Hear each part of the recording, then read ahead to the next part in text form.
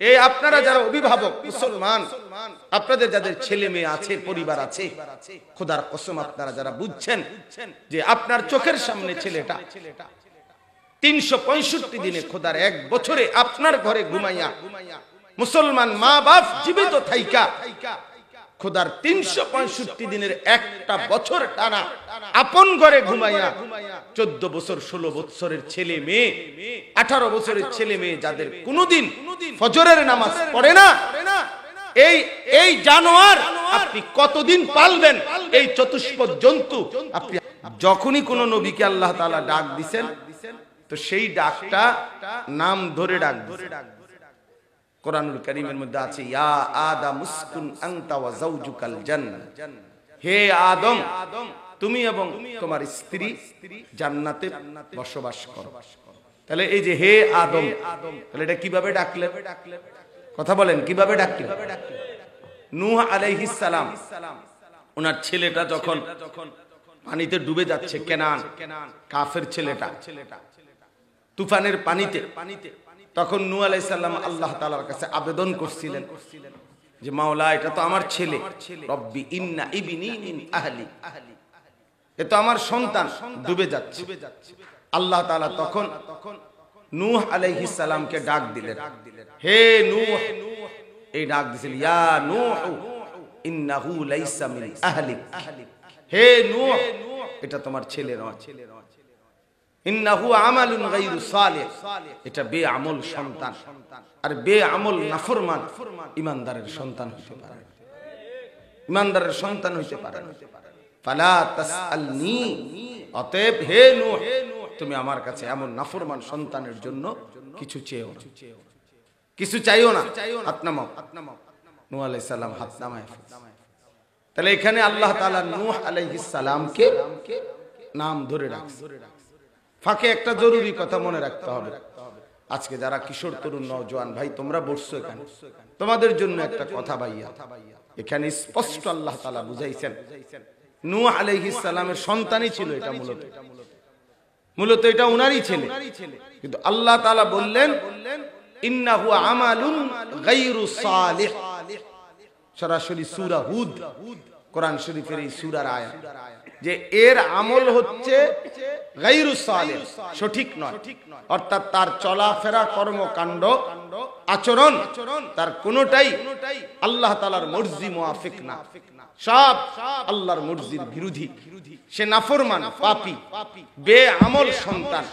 এই জন্য আল্লাহ বলছে ইন্নাহু লাইসা মিন আহলিক, এটা তোমার সন্তান নয়, তোমার পরিবার নয়।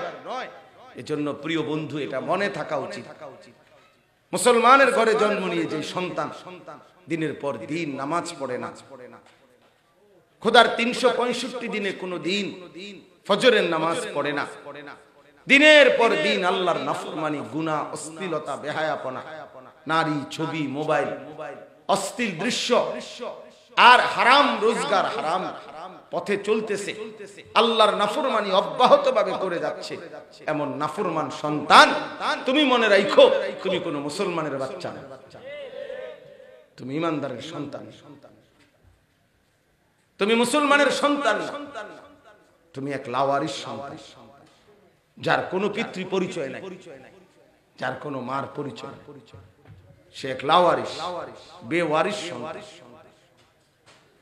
আল্লাহ তাআলা বলছেন সাবধান এমন নাফরমান সন্তানের জন্য, ফালা তাসআলনি, আমার কাছে কিছু চাইও না, এমন বেঈমানের জন্য আমার কাছে কিছু চাইও না। এজন্য এটা জরুরি, নিজের ভিতরে এটা বুঝা, নিজের ভিতরে এটা অনুভব করা, নিজের ভিতরে এটা ফিকির করা।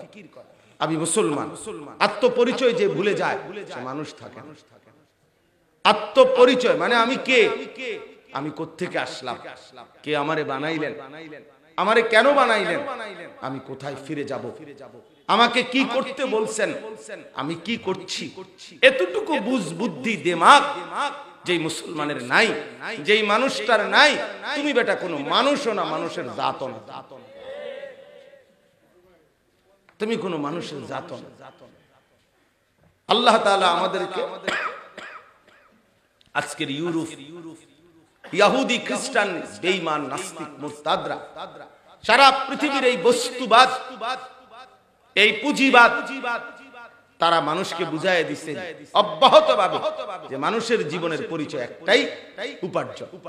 পড়া লেখা চিন্তা চেতনা সমস্ত ফন্দি ফিকিরের একটাই মাকসাদ, কামাই করবে, রোজগার করবে, উপার্জন করবে। কেন? ম্যান ইজ ইকোনমিক্যাল অ্যানিমাল, মানুষ অর্থনৈতিক প্রাণী।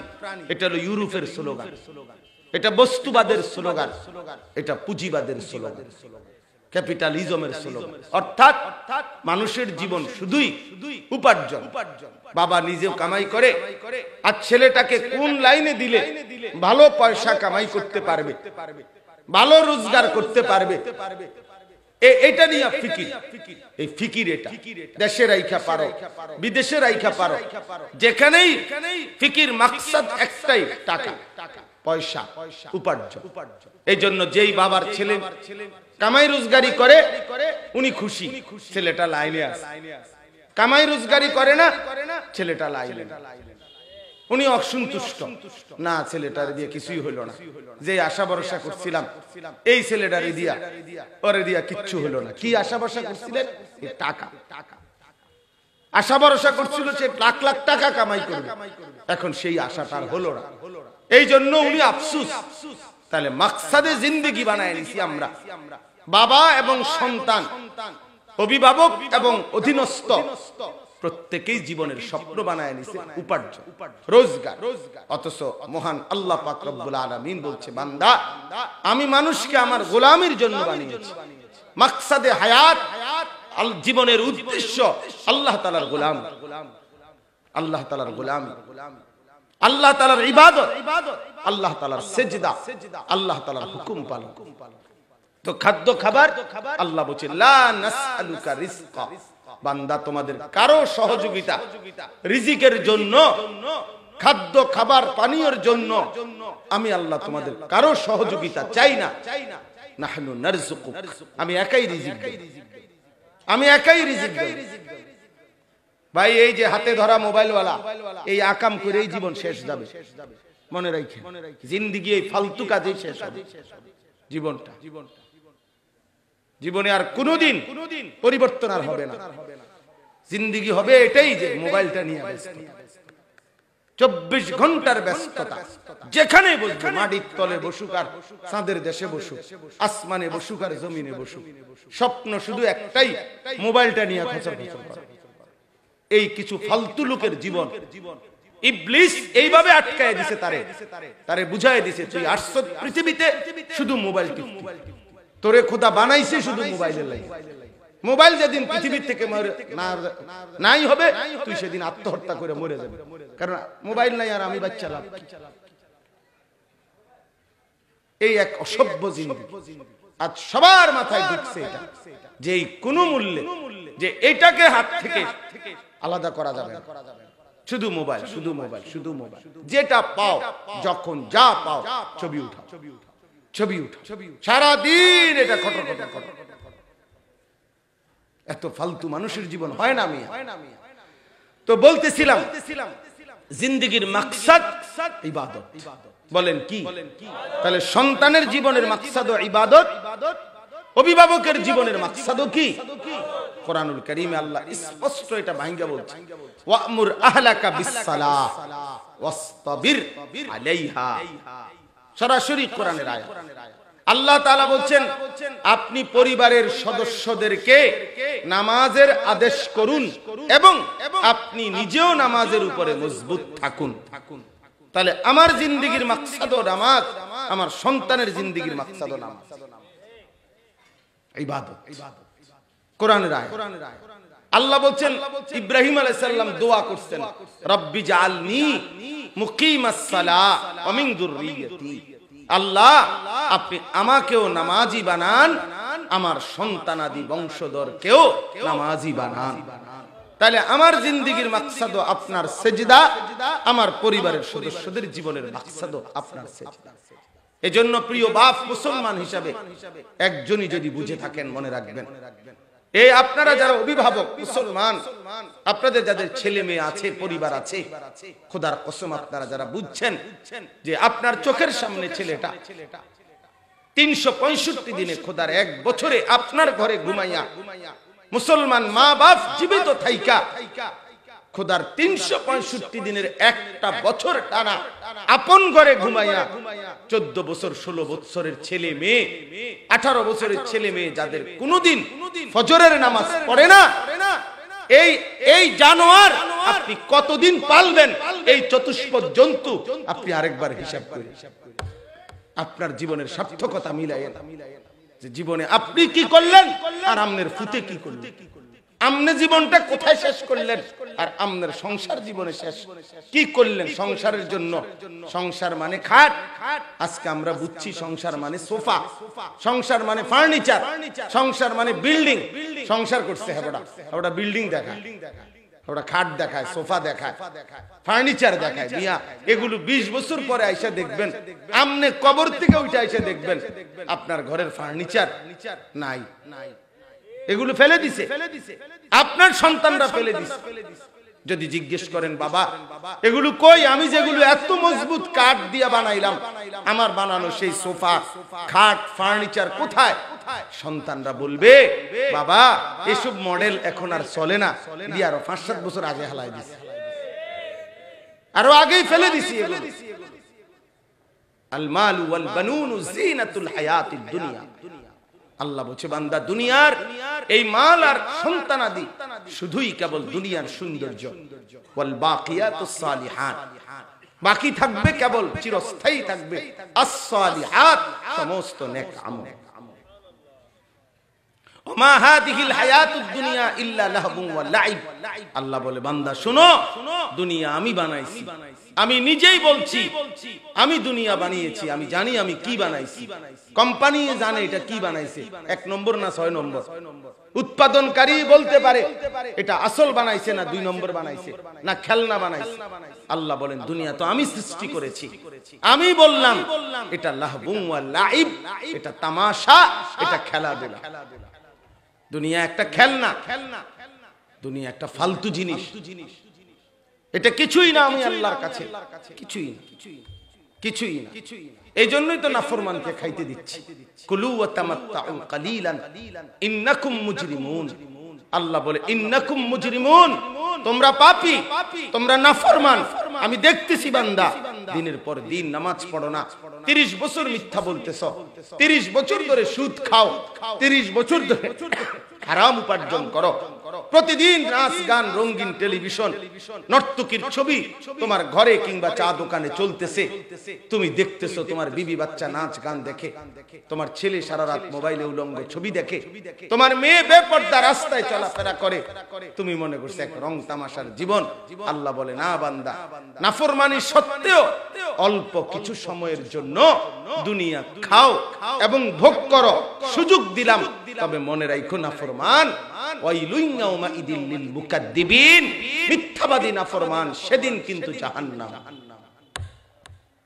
অপেক্ষা করো, তুমি চেনো না আমি মাওলাকে, তুমি মনে করছো আমি শুধু রহমান। না বান্দা, রহমান তো আমার একটা নাম, রহিম তো আমার একটা নাম, আমার তো আরো 99টা নাম আছে। আমি তো জব্বার, আমি তো কাহ্হার, আমি তো আজিজ, আমি তো জুনতিকাম। আমার সেই নামগুলোর অর্থ জিজ্ঞাসা করলা না? সেগুলোর অর্থ জিজ্ঞাসা করলা না? আমি যে প্রতিশোধ গ্রহণকারী সেটা শোনো নাই? আমি যে প্রচন্ড শাস্তিদাতা সেটা শোনো নাই? আমি যে প্রবল প্রতাপান্বিত সর্বোচ্চ ক্ষমতার অধিকারী সেটা শোনো নাই? এই জন্য বাপ আমার, বন্ধু আমার, কোরআনুল কারীমে আল্লাহ তাআলা কিন্তু আমাদেরকে সবকিছু স্পষ্ট বলেছেন। বলেছেন বান্দা আমি ছাড়বো না, আমার এই রাত, আমার এই দিন, আমার সকাল, আমার দুপুর, আমার সন্ধ্যা, আমার রোদ, আমার বৃষ্টি, আমার আলো, আমার বাতাস, আমার সাগর, আমার পানি, আমার দেওয়া হায়াত, আমার দেওয়া জিন্দেগি, আমার দেওয়া চোখ নাক কান হাত পাও অঙ্গ প্রত্যঙ্গ, আমার দেওয়া স্ত্রী সন্তান ছেলে মেয়ে ক্ষেত ফল ফুল ফসল, এক এক লোকমা খাবার, এক এক ঢোক পানি, সুম্মা লাতুসআলুন্না ইয়াউমাইদিন আনিন নাঈম, প্রতিটি নিয়ামত, প্রতিটি নিঃশ্বাস আমি বান্দা জিজ্ঞেস করি। আমার এক এক নিঃশ্বাসের কি হক আদায় করছে, আমি ছাড়বো না। প্রিয় নওজোয়ান, আল্লাহ ছাড়বে না বন্ধু, খোদার কসম আল্লাহ ছাড়বে না, ছাড়বে না। এই আয়াতের তাফসীরের মধ্যে আছে হযরত ওমর রাদিয়াল্লাহু তাআলা আনহু এবং নবীজি এবং আবু বকর সিদ্দিক রাদিয়াল্লাহু তাআলা আনহু, এই তিনজন ওনারা একবার 3 দিন ক্ষুধার্ত থাকার পরে খেজুরের বাগানে গিয়ে 2টা 4টা খেজুর খাইছে আর একটু পানি পান করছে। এই খেজুর টুকু খাওয়ার পরে 2টা খেজুর আর পানি, আল্লাহর নবী সাল্লাল্লাহু আলাইহি সাল্লাম তাফসীরে আছে, নবী সাল্লাল্লাহু আলাইহি সাল্লাম বলেন ওয়াল্লাহি লা তুসআলু আন হাযান নাঈম, ওমর আল্লাহর কসম এই খেজুর আর পানিটুকুর ব্যাপারেও আল্লাহ তোমাকে জিজ্ঞেস করবে হাসরের ময়দানে, এর হক কি আদায় করবে। হযরত ওমর সেদিন কাঁদা দিছে, কিতাবে আছে ওমর রাদিয়াল্লাহু তাআলা বলেন ইয়া রাসূলুল্লাহ মাত্র 2টা খেজুরের হিসাব দিতে হবে, 3 দিনের ক্ষুধার্ত থাকার পরে। আল্লাহ রাসূল বলেন হ্যাঁ ওয়াল্লাহি লা তুসআল, আল্লাহর কসম হিসাব দিতে হবে, আল্লাহ জিজ্ঞেস করবে, আল্লাহ জিজ্ঞেস করবে। প্রতি লোকমা, প্রতিটা ভাত, প্রতিটা চাউলের হিসাব দিতে হবে বন্ধু। ফাওয়ারাব্বিকা লানাসআলান্নাহুম আজমাইন, আল্লাহ বলছে কসম বান্দা আমি কিন্তু তোমাদের সকলকে জিজ্ঞেস করি, লানাসআলান্নাহুম আজমাইন, আমি কিন্তু ছাড়বো না, আমি ছাড়বো না। ইন্নাস সামআ ওয়াল বাসারা ওয়াল ফুআদা কুল্লু উলাইকা কানা আনহু মাসউলা, কান, চোখ এবং দিলকে আল্লাহ তাআলা জিজ্ঞেস করবে। আরে অন্তর পর্যন্ত বলবে যে তোমাকে দিয়ে কি ভাবছিল, অন্তরের ভাবনাগুলোও সেদিন প্রকাশ করবে। অন্তর বলে দিবে যে আল্লাহ আমারে নিয়া, আমার অন্তরে আপনার বান্দা আমাকে দিয়ে এই ভাবছিল, এই কল্পনা করছিল। এই জন্য আমি মাঝখানে কথাটা একটু প্রসঙ্গ বাড়াইলাম, অর্থগুলো এটা বুঝাইতে চাইলাম নূহ আলাইহিস সালামের মতো একজন নবীকে আল্লাহ ধমক দিয়েছে, সাবধান নাফরমান ইমানদারের সন্তান হয় না। আপনারা আপনাদের নিজ নিজ পরিবারের প্রতি যত্নবান হন, আল্লাহর কোরআন থেকে বঞ্চিত করেন না বললাম, একজন কেউ না। প্রিয় বাপ আমার, ছেলেরাও আমার, তোমাদেরকেও বলি ভাই, স্কুলে পড়ো কোনো মানা নাই, ঠিক আছে তুমি পড়ো, কলেজে ইউনিভার্সিটিতে পড়ো, তুমি একবারে হিমালয় পর্বতের সমান পড়ো, কোনো অসুবিধা নাই, কিন্তু আল্লাহর কোরআন থেকে বঞ্চিত হইলা কেন? কে তোমারে আল্লাহর কোরআন থেকে বঞ্চিত করলো? তোমরা যারা স্কুল পড়ুয়া, কলেজ পড়ুয়া, ইউনিভার্সিটি পড়ুয়া, তোমরা যারা আল্লাহর কোরআন দেখে দেখেও পড়তে পারো না, আল্লাহর কসম তোমাগরে শয়তান ধোঁকা দিছে, শয়তান ধোঁকা দিছে তোমাগরে, শয়তান ধোঁকা দিছে তোমাদেরকে, ইবলিস ধোঁকা দিছে তোমাদেরকে, ধোঁকা দিছে তোমারে, বেঈমান তোমারে ধোঁকা দিছে, তোমারে ভুলায়া দিছে তোমার মালিকের নাম, তোমারে ভুলায়া দিছে তোমার মালিকের কালাম। বাকিগুলো না হলেও দুনিয়া চলতো, কিন্তু কোরআন ছাড়া আখিরাত চলবে না। বাংলা, অঙ্ক, ইংরেজি, পদার্থজীবী বিজ্ঞান ছাড়াও দুনিয়া চলে। মূর্খ মানুষ বকলমও দুনিয়া ভোগ করে, অন্ধ বোবা বধিরও দুনিয়া ভোগ করে। দুনিয়া তো ভোগ করা যেত, আখিরাত তো ভোগ করা যাবে না। সেজদা ছাড়া, নামাজ ছাড়া, তিলাওয়াত ছাড়া 12 বছর, 14 বছর, 16 বছর একজন মুসলমান আপনি আপনার ছেলেটাকে, মেয়েটাকে পড়াইলেন, এতগুলো বই পড়াইলেন, দুনিয়ার এই সমস্ত ব্যক্তিদের লেখা কত বই, পদার্থ বিজ্ঞানের বই লেখলো কে, জীববিজ্ঞানের বই লেখলো কে? তো এই সবগুলো মানুষের রচিত বইগুলো তারে রাতকে রাত, দিনকে দিন, ঘন্টার পর ঘন্টা পড়াইলেন, অথচ তারে তার মালিকের কালাম থেকে বঞ্চিত করে দিলেন। তারে কোনোদিন মনেও করাইলেন না, কিরে বাপ তুই মুসলমানের সন্তান, তুই কেন আল্লাহর কোরআন পড়বি না? ওমা এর চাইতে বড় লানত আর কি হইতে পারে? আমি তো পরিষ্কার বলি, ওই জবানের কি দাম আছে যে জবান তার মালিকের কালাম পড়তে পারে না? ওই চোখের কি মূল্য আছে যে চোখ তার আল্লাহর কালাম দেখে না? চোখ দেনেওয়ালা, আলাম নাজআল লাহু আইনাইন ওয়া লিসানান ওয়া শাফাতাইন। এই যে কোরআনে আল্লাহ বলছে, বান্দা আমি কি তোমাকে 2টা চোখ দেই নাই? আমি কি জিহ্বা দেই নাই? আমি কি 2টা ঠোঁট দেই নাই? কে দিয়েছে বলে? উত্তর দেন না কেন? তো সেই মালিক যদি হাসরের ময়দানে জিজ্ঞেস করে, বান্দা আমার দেওয়া দুইটা চোখে আমার কালাম কেন দেখলা না? আমার দেওয়া জবান দিয়ে আমার কালাম কেন পড়তে পারলা না? কেন এত কিছু পারলে এটা কি পারা যাইতো না? এটা কি কোনো মূল্য নাই কোরআন শরীফের? তো আপনারা বঞ্চিত করলেন কেন? কে তারে ধোঁকা দিল? মা গাররাকা বিরাব্বিকাল কারীম, মা গাররাক। কোরআন শরীফে আল্লাহ বলছে, ইয়া আইয়ুহাল ইনসান মা গাররাকা বিরাব্বিকাল কারীম। এই মানুষ, আরে বান্দা, আমার মতো মেহেরবান দয়ালু মাওলা থেকে, আল্লাহ থেকে কে রে তোরে ধোঁকা দিল? কে তোকে সরায় দিল? কে তোরে আমার নাম নিতে দিল না? কে তোরে আমার সেজদা দিতে দিল না? আহা, তোর এত বড় ক্ষতি করলো কে রে? কে করলো তোর এত বড় ক্ষতি? ওর ক্ষতি হয়ে গেছে, ওরে ধোঁকা দিছে, ওরে দুশমন ধোঁকা দিছে, ওরে দুশমন ধোঁকা দিছে। চোখের সামনে শেষ পর্যন্ত প্রতারিত হয়েছে, প্রতারিত। এজন্য আল্লাহর কোরআন থেকে বঞ্চিত হওয়া জীবনের সবচেয়ে বড় মাহরুমি। ফামান লাম ইয়াজআলিল্লাহু লাহু নূরান ফামা লাহু মিন নূর। কোরআনুল কারীমের স্পষ্ট আয়াত। আল্লাহ বলেন যে আল্লাহর আলো থেকে বঞ্চিত, যে আল্লাহর আলো পায় নাই, ফামা লাহু মিন নূর, তার জন্য কোথাও কোনো আলো নাই, অন্য কোথাও আলো নাই।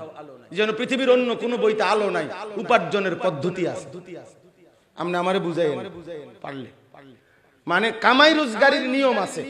বাংলা, অঙ্ক, ইংরেজি, পদার্থ, জীববিজ্ঞান, রসায়ন বিজ্ঞান, উচ্চতর গণিত, তথ্য যোগাযোগ প্রযুক্তি, এগুলো এক একটার আইটেমে এক এক ধরনের উপার্জনের, পৃথিবীর বিভিন্ন কর্ম পরিচালনার অনেক আইটেম আছে।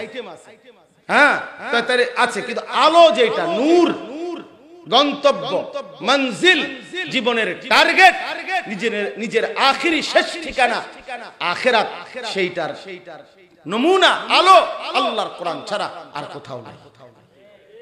রাসূলুল্লাহ সাল্লাল্লাহু আলাইহি ওয়াসাল্লামের সুন্নাহ ছাড়া আর কোথাও নাই, অন্য কোথাও আলো নাই, অন্য কোথাও আলো নাই। উপার্জনের পদ্ধতি আছে। জেনারেল পড়ালেখা আমরাও করছি, আলহামদুলিল্লাহ। আমিও কুমিল্লা ভিক্টোরিয়া কলেজ থেকে মাস্টার্স পাস করছি, 1998 ইংরেজিতে এসএসসি পাস করছি, সায়েন্স বিজ্ঞান বিভাগ থেকে। এজন্য এগুলো আমি পড়ছি, জেনারেল পুরা পড়ালেখা করছি। এই জন্য দয়া করে বুঝাইতে চাইলাম, ওতে দুনিয়া উপার্জন করা যাবে, আলো মিলবে, আলো মিলবে। শুধু শুদ্ধ কথা বললেই সে মানুষ আখলাক সভ্য না, বরং আখলাক, কোরআন এবং সুন্নাহর অনুসরণ, আল্লাহর গোলামি, আল্লাহর দাসত্ব, এর মধ্যেই হচ্ছে জিন্দেগি, এর মধ্যেই মানুষের পরিচয়। ওইটারই বলে মানুষ, ওরেই বলে মানুষ। এই জন্য কোরআন আল্লাহ বারবার বলছে, আপনি নারাজ হওয়ার কোন সিস্টেম নাই। কোরআন শরীফে আল্লাহ তাআলা বলছেন, যে ব্যক্তি ফাআতবাআহু শাইতানু ওয়াত্তাবাআ হাওয়াহু, শয়তান যার পিছে লাগছে আর মনের ইচ্ছামতো যে চলছে, ফামাসালুহু কামাসালিল কাল, তার উদাহরণ কুকুরের মতো।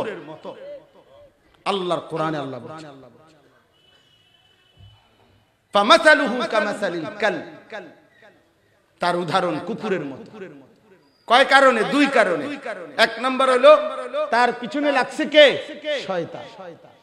সে শয়তানের সাথে তার দোস্তি, আর হলো মনের ইচ্ছা, ওয়াত্তাবা হাওয়াহু, তার মনে যা চায় তা। তার এটা তোমার চুল এটা এরকম কা, আমার ভালো লাগছে, প্যান্ট এটা এরকম কা, আমার ভালো লাগছে, তুমি এনে দাঁড়াইয়া পেশাব করো কেন, আমার ভাল লাগছে, তুমি এই মেয়ে এটার পিছনে হাঁটো কেন, পরে আমার পছন্দ হয়েছে। ওমা পাগলে কি কয়, হেতের বেলে ভাল লাগছে, তো তোমাদের ভাল লাগলে এটা হয়ে যাবো নাকি? এই মাতালের অবস্থা, শাহওয়াতের গোলাম, নফসের গোলাম, কামনার গোলাম। সে মনে করে আমার কাছে যেটা ভাল লাগছে এটাই কথা। এখানে আবার জায়েজ না জায়েজ কি, তা হালাল হারাম কি। এই জন্য বিবাহ বহির্ভূত দেখেন না, আধুনিকতার সুন্দর, আধুনিকতার মোড়ক লাগাইয়া, আধুনিকতার সুন্দর ব্যান্ডিজ লাগাইয়া বিবাহ বহির্ভূত ছেলে মেয়ের সম্পর্ককে, যেটাকে আল্লাহর কোরআন, রাসূলুল্লাহর সুন্নাহ স্পষ্ট বলছে, কোন ভিন নারীর সাথে কথা বললে এটাও জিনা, কোন ভিন নারীর সাথে তার অবৈধ কথা শুনলে এটাও জিনা। কোন ভিন নারীকে হাত দিয়ে ছুঁয়ে দিলে এটাও জিনা। তার কথা অন্তরে কল্পনা করিলে এটাও জিনা। তাকে নিয়ে হাঁটলে, তার পিছনে হাঁটলে এটাও জিনা। লজ্জাস্থান দ্বারা জিনা করলে ওইটাও জিনা। নবীজি বলছে হাতেরটাও জিনা, কানেরটাও জিনা, চোখেরটাও জিনা, কল্পনারটাও জিনা, পায়েরটাও জিনা, লজ্জাস্থানেরটাও জিনা।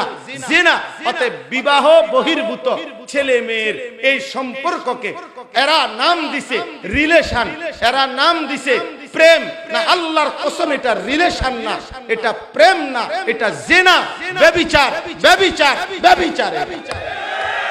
এটা অসভ্যতা, এটা নোংরামি, এটা লাম্পট্য ছাড়া আর কিচ্ছু। আল্লাহর কোরআন বলছে জিনা, রাসূল সাল্লাল্লাহু আলাইহি ওয়াসাল্লাম বলছে জিনা।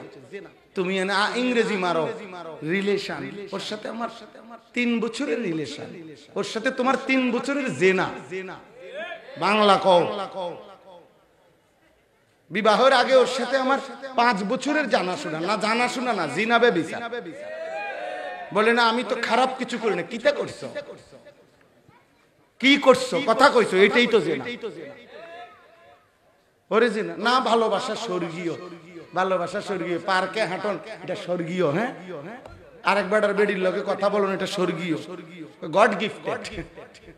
এটা আল্লাহ প্রদত্ত, সৃষ্টিকর্তা প্রদত্ত। প্রেম স্বর্গীয়, প্রেম স্বর্গীয়। তোমার প্রেম তো এটা প্রেম না। স্বামী স্ত্রীর পবিত্র প্রেম যেটা, সেটা স্বর্গীয়, সেটা আল্লাহ প্রদত্ত। ওয়াজআলা বাইনাকুম মাওয়াদ্দাতান ওয়া রাহমা। এই যে আল্লাহ কোরআনে বলছে স্বামী এবং স্ত্রীর মাঝে আমি আল্লাহ দিয়ে দিলাম ভালোবাসা, মাওয়াদ্দাতান ওয়া রাহমা, এবং দয়া মায়া। এ তো কোরআন বলছে, আমরাও তো বলি এটা স্বর্গীয়, এটা আল্লাহ প্রদত্ত। সেটা স্বামী স্ত্রীর ভালোবাসা, স্বামী স্ত্রীর ভালোবাসা। এই জন্য প্রিয় বন্ধু, আমার দোস্ত, নওজোয়ান, নিজেকে ফিরাও। বাবাদেরকে বলি সন্তানকে ফিরান। একটা ছেলে মেয়েকে আল্লাহর কোরআন থেকে বঞ্চিত করেন। আপনি জেনারেল পড়া পড়ান, আমরা মানা করি না, আমরা মানা করি না। আলহামদুলিল্লাহ আমাদের কওমি মাদ্রাসা, আমরা আমাদের বাচ্চাদেরকে ঠিকই বাংলা, অঙ্ক, ইংরেজি পড়াই, প্রয়োজন মাফিক পড়াই। সব কওমি মাদ্রাসায় এখন পড়ানো হয়। তাহলে আমরা বাংলা, অঙ্ক, ইংরেজি বাদ দেই নাই, আপনারা আল্লাহর কোরআন বাদ দিলেন কেন? আপনারা রাসূলের সুন্নাহ বাদ দিলেন কেন? আপনারা 5 ওয়াক্ত নামাজের গুরুত্ব বাদ দিলেন কেন? বলে দিয়েছি তো, বলে দিয়েছি তো, কইলে হইতো না। বলে দিয়েছি তো, নামাজ পড়ে নিও, আর পড়ে নি এসব শুদ্ধ মারলে হইতো না। তাকে ধারাবাহিক বলতে হবে, তাকে অভ্যস্ত করতে হবে, তাকে বাধ্যতামূলক করতে হবে। আল্লাহর নবী সাল্লাল্লাহু আলাইহি সাল্লাম বলছেন অদরিবুহুম আলাইহা ওয়াহুম আবনাউ 10 সিনিন।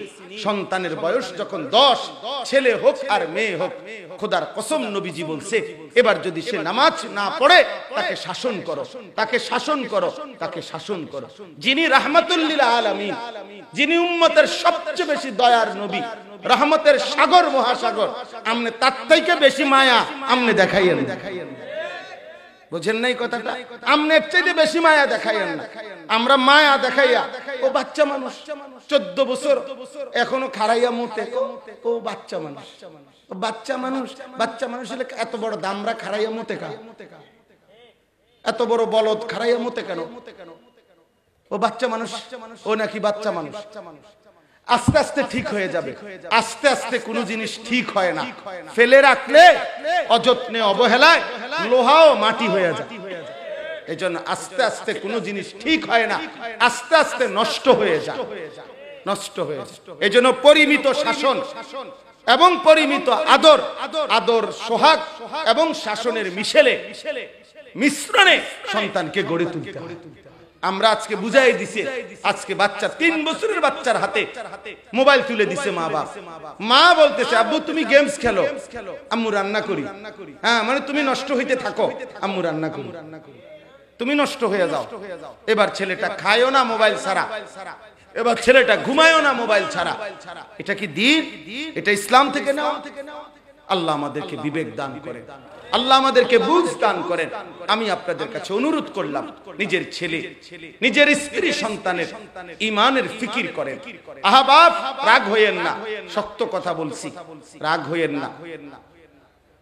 উদ্দেশ্য একটাই, প্রিয় নওজোয়ান, আল্লাহর কোরআন থেকে বঞ্চিত হইলে জীবনে আর কিছু থাকে না বাপ। আমাইয়ুদলিলিল্লাহু ফামা লাহু মিন হাদ। আল্লাহ বলছে, আল্লাহ যাকে পথ হারা করে দিলেন সে আর কোথাও কোনো পথ প্রদর্শক পাবে না। আল্লাহকে ছেড়ে দিলে আর কোনো রাহবার মেলে না, আল্লাহকে বাদ দিলে আর কোনো পথ প্রদর্শক মিলে না। এজন্য যার সন্তান যতজন দ্বীন শিখাবেন ততজন, কোরআন পড়াবেন ততজন, রাসূলের সুন্নাহ শিখাবেন ততজন, 5 ওয়াক্ত নামাজে বাধ্যতামূলক অবস্থা বাধ্য করবেন ততজন, ছেলে মেয়ে যতজন। মনে করেন যার ছেলে 3 জন, তো দ্বীন শিখবে কয়জন? মেয়ে 3 জন, তো দ্বীন শিখবে কয়জন? না, অনেকে এটা বোঝে না। অনেকে আপনার বলে, হুজুর আপনাদের কথা মতো একটা ছেলেরে মাদ্রাসা দিছি, মাপরে আপনার ভিক্ষা দিছেন? হ্যাঁ, আপনার কাছে ভিক্ষার চাউল খুঁজছি। হ্যাঁ, আপনি আমারে ভিক্ষা দিছেন নাকি? আমরা বলাতে আপনি একটা ভিক্ষা দিলেন, আর আমারে একটা ছেলে দিলেন। একটা ছেলে দিবেন কেন? একটা ছেলে, আপনার ছেলে 3 জনের মধ্যে মুসলমান কয়জন? কত? তাহলে আলা কুল্লি মুসলিম, নবীজি জি বললেন তালাবুল ইলমে ফরিদাতুন আলা কুল্লি মুসলিম। তো আলা কুল্লি মুসলিম অর্থ কি? 3 জনে একজন। আলা কুল্লি মুসলিম মানে কি? 3 জনে কয়জন? 4 জনে কয়জন? তো আপনি দি কোন একজন দিছেন, ভিক্ষা দিছেন আমারে। আপনি এইসব ভিক্ষা নেন, আপনি ভিক্ষা আপনি খান, আপনি চাউল নিলাম না, এটা ভিক্ষা দিলে হবে না। যার সন্তান যতজন দ্বীন শিখবে ততজন। পরিবারের প্রত্যেকের দ্বীন শিক্ষা করা ফরজ। প্রত্যেকে বয়স্ক আপনার জন্য ফরজ। আপনার বয়স 90 বছর, আপনার সূরা, কেরাত, দোয়া, কালাম অশুদ্ধ, 90 বছর 60 বছর বয়স হয়েছে, এখনো 4টা সূরা ঠিক করে পড়তে পারেন না, আত্তাহিয়াতু পড়তে পারেন না শুদ্ধ করে, দোয়ায়ে কুনুত পড়তে পারেন না, জীবনটা শুধু ভাত মাছ চাল ডাল বন বিড়ি চা বিস্কুট পানসুপারি খাইয়ে শেষ করে দিলেন। হ্যাঁ, কি করলেন? কি গোড়ার ঘাস কাটলেন জীবনে? 10টা সূরা ঠিক করতে পারলেন না কেন? আল্লাহর কোরআন শুদ্ধ করতে পারলেন না কেন? আপনি বুঝেন না এটা দরকার? আপনি কেন ভাবলেন না আপনার সামনে আখিরাত আছে? এত লম্বা আখিরাত আছে, বলেন বাবা, আখিরাত ছেড়ে দিলেন কেন? পরকাল ভুলে গেলেন কেন? আল্লাহ কোরআন কারীমের মধ্যে বলছেন, ইয়ালামুনা যাহিরাম মিনাল হায়াতিদ দুনিয়া ওয়া হুম আনিল আখিরাতি হুম গাফিলুন। আল্লাহ বলছে, বান্দা দুনিয়ার জীবন তো খুব বুঝলা, কিন্তু আখিরাতের ব্যাপারে গাফিল হয়ে রইলা, গাফিল হয়ে রইলা। প্রিয় বন্ধু, যাই হোক, আমি লম্বা করে ফেলছি। আপনাদের কাছে আমার অনুরোধ রইছে, এই অনুরোধ, আমি এত লম্বা পথ এক টানা সেই সিলেট থেকে টানা ডাইরেক্ট সফর করে কালকে রাতের 1টা-1:30 বাজে রওনা দিছি। মাঝখানে গাড়িটা একটু ডিস্টার্ব করছে, পথে কিছুক্ষণ অপেক্ষা করতেছি, এই মিলে সরাসরি এই সিলেট থেকে এখানে আসছি। আইসে শুধু এশার নামাজ পড়ছি এখানে। এই জন্য বলার উদ্দেশ্য হলো, বাপ আল্লাহর জন্যই ছুটে আসা। আমাদের প্রিয় ভাই মাওলানা আরিফুল্লাহ আলমগীর ভাই আমার অনেক মহব্বতের ভাই, এই জন্য আলহামদুলিল্লাহ আসা। আপনাদের কাছে আমার মূল বক্তব্য এটা, আপনি আপনার ছেলেকে, আপনার মেয়েকে, আপনার স্ত্রীকে, আপনার পরিবারকে বাপ আল্লাহর কোরআন থেকে বঞ্চিত করেন না। আগামীর সময়টা আরো বেশি ঈমানের পরীক্ষার সময়, আগামীর সময়টা আরো বেশি ঈমান বাঁচানোর সময়। চারিদিকে ইমানের উপরে ফিতনা, চারিদিকে ইসলাম রক্ষা করার ক্ষেত্রে কষ্টদায়ক হয়ে যাবে।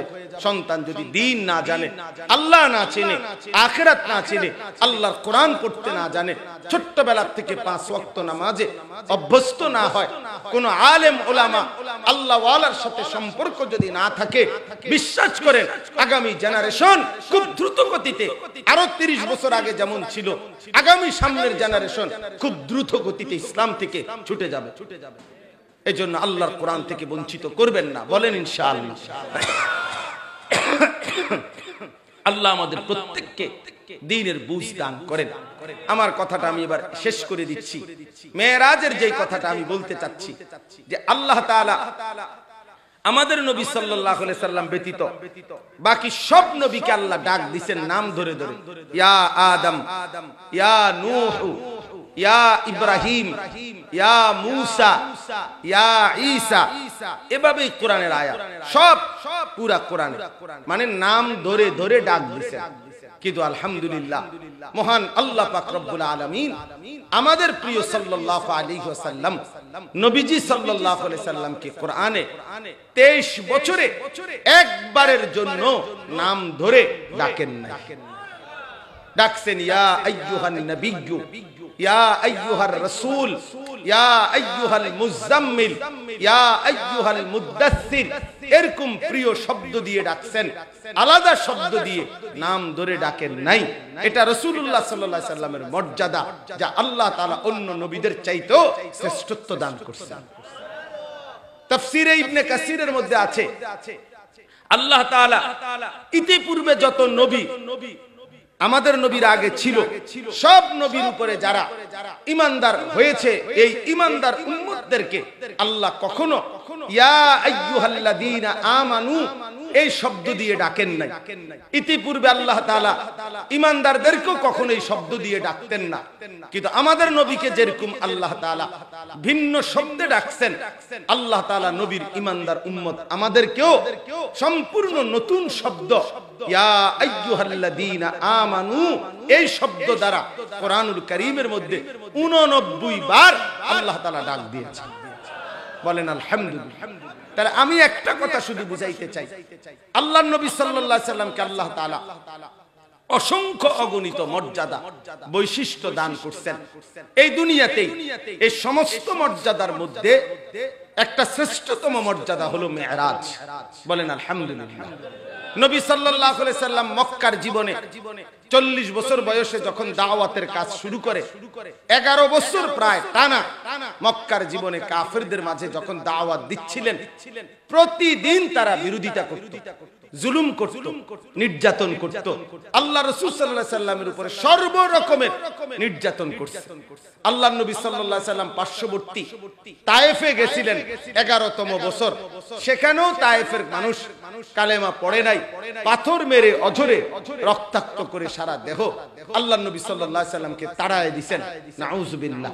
নবীজি মক্কায় ফেরত আসছিলেন, এই প্রতিনিয়ত আলহামদুলিল্লাহ বলেন আলহামদুলিল্লাহ, প্রতিনিয়ত এই জুলুম অত্যাচারের কারণে মক্কার কুরাইশরা যখন তায়েফ থেকে নবী ফিরে আসছেন, তখন নবী সাল্লাল্লাহু আলাইহি ওয়াসাল্লামকে এই তায়েফবাসী পাথরের আঘাত করার কারণে মক্কার কুরাইশরা একটা কথা বারবার নবীরে বলতেছিল যে মুহাম্মদ, তোমার আল্লাহ আসলে তোমারে কোনো ইজ্জতে দেয় নাই, সম্মানে দেয় নাই, তোমারে আমরাও জুলুম অত্যাচার নির্যাতন বিরোধিতা করলাম, তায়েফে গেলা, সেখান থেকেও ফিরে চলে আসলা, এমনকি পাথর নিক্ষেপ করে বাচ্চারা পর্যন্ত তোমারে মারলো, তো তোমার সম্মান কই? এই পরে এই ঠিক তায়েফের ময়দান থেকে ফিরে আসার কিছুদিন পরেই মহান আল্লাহ পাক রব্বুল আলামিন আমাদের প্রিয় নবী সাল্লাল্লাহু আলাইহি ওয়াসাল্লামকে জিব্রাইল পাঠিয়ে আল্লাহ তাআলা বললেন, জিব্রাইল আমার বন্ধুকে সোজা আমার আরশে আজিমে নিয়ে আসো, আমার মেহমান বানাবো। আজ আমি বন্ধুকে সর্বোচ্চ মর্যাদা দেব, সর্বশ্রেষ্ঠ সম্মান দেব। এই সর্বশ্রেষ্ঠ সম্মান দেওয়ার জন্যই আল্লাহ তাআলা আরশে আজিমে 7 আসমানেরও কোটি কোটি গুণ ঊর্ধ্বে আল্লাহর মেহমান করে আরশে আজিমে নিয়ে গিয়েছিলেন, ওইটাই মেরাজ।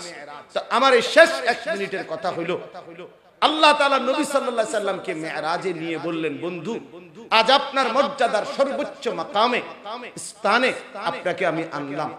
তো নবী সাল্লাল্লাহু আলাইহি সাল্লাম বলছেন, আল্লাহ আমার উম্মতের জন্য কিছু দিবেন না? আমারে তো সম্মানিত করলেন। তো আল্লাহ তাআলা বলছেন, বন্ধু গত 11টি বছর আমি কোরআনের আয়াত নাজিল করছি, জিব্রাইল পাঠাইয়া শরীয়তের হুকুম হাকাম নাজিল করছি, কত বিধান দিছি, কত আয়াত নাজিল করছি, কিন্তু 11টি বছর আমি ইচ্ছা করেই আমি আল্লাহ একটি আমল আমি আল্লাহ রেখে দিয়েছি। আজকে আমি আল্লাহর ইচ্ছা ছিল, সিদ্ধান্ত ছিল আপনাকে মেরাজে আমার কাছে এনে আরশে আজিমের মেহমান বানিয়ে আমি আল্লাহ আপনাকে যেদিন মর্যাদা দিব সর্বশ্রেষ্ঠ, আপনার হাতে সেদিন আমি তুলে দেব আপনার উম্মতের জন্য সর্বশ্রেষ্ঠ আমল, আর এটাই 5 ওয়াক্ত নামাজের হাদিয়া। বন্ধু এটা আমি আমার হাতে তুলে দিলাম, আমার হাতে তুলে দিলাম। সব বিধান তো আমি জিব্রাইলকে দিছি, আর এটা আমি আমার নিজ হাতে তুলে দিলাম আপনার হাতে। এই জন্য প্রিয় ভাই আমার, বাপ আমার, হযরত চলে এসেছেন, এই কথাটাই আজকে শেষবারের মতো বলতে চাই। 5 ওয়াক্ত নামাজ প্রিয় বন্ধু এটা আরশের হাদিয়া, 5 ওয়াক্ত নামাজ মেরাজের হাদিয়া, 5 ওয়াক্ত নামাজ যেদিন আমাদের নবীকে আল্লাহ সর্বশ্রেষ্ঠ মর্যাদা দিয়েছেন সেদিনকার হাদিয়া। অতএব যার কলিজায় আল্লাহর ভালোবাসা আছে, প্রিয় নবী সাল্লাল্লাহু আলাইহি সাল্লামের ভালোবাসা আছে, খোদার কসম তার ইনসাফের দৃষ্টিতে, বিবেকের দৃষ্টিতে তার উচিত 5 ওয়াক্ত নামাজে শতভাগ যত্নবান হওয়া। এজন্য আমার আখিরি আহ্বান, আমরা প্রত্যেকে ইনশাআল্লাহ 5 ওয়াক্ত নামাজের ব্যাপারে কিশোর, তরুণ, নওজোয়ান, বয়স্ক, বাবা, পর্দার আড়ালের মা বাপ প্রত্যেকেই আমরা যত্নবান হব।